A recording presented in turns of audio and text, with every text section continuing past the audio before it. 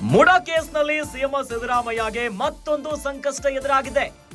ಭೂಮಾಲೀಕ ದೇವರಾಜು ಅಣ್ಣನ ಮಗಳಿಂದ ದೂರನ್ನ ನೀಡಲಾಗಿದೆ ನೋಡಿ.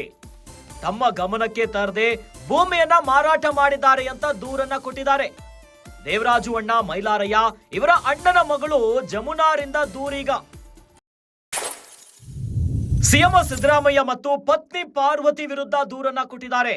ಒಟ್ಟು 12 ಜನರ ವಿರುದ್ಧ ದಾವೆ ಹೂಡಿದ್ದಾರೆ ಜಮುನಾ. ಮೈಸೂರಿನ 7ನೇ ಜೆಎಂಎಫ್ಸಿ ಕೋರ್ಟ್ಗೆ ದೂರು ಸಲ್ಲಿಕೆಯಾಗಿದೆ. ಸಿಎಂ ಬಾಮೈದನಿಗೆ ಮಾರಾಟ ಮಾಡಿದ್ದ ಜಮೀನಿನ ಮೇಲೆ ದೂರು. ದೇವರಾಜು ಎಂಬುವವರಿಂದ ಮಲ್ಲಿಕಾರ್ಜುನಯ್ಯಗೆ ಮಾರಾಟವಾಗಿದ್ದಂತಹ ಜಮೀನು. ಮುಡಾ ಕೇಸ್ಗೆ ಈಗ ಟ್ವಿಸ್ಟ್ ಮೇಲೆ ಟ್ವಿಸ್ಟ್ ಸಿಗ್ತಿದೆ. ಈ ಮೂಲಕವಾಗಿ ಸಿಎಂ ವಿರುದ್ಧ ಮತ್ತೊಂದು ದೂರು ದಾಖಲಾಗಿದೆ.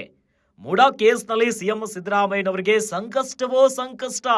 ಈಗ ಭೂಮಾಲೀಕ ದೇವರಾಜು ಅಣ್ಣನ ಮಗಳಿಂದ ದೂರನ್ನ ನೀಡಲಾಗಿದೆ.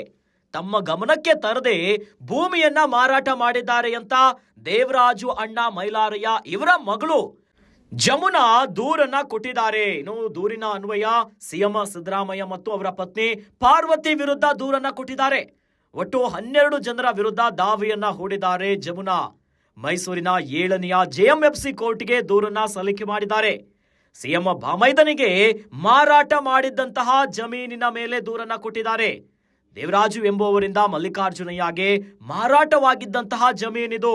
ಈ ಮೂಲಕವಾಗಿ ಮೂಡಾ ಪ್ರಕರಣಕ್ಕೆ ಮತ್ತೊಂದು ಟ್ವಿಸ್ಟ್ ಸಿಕ್ಕಿದೆ.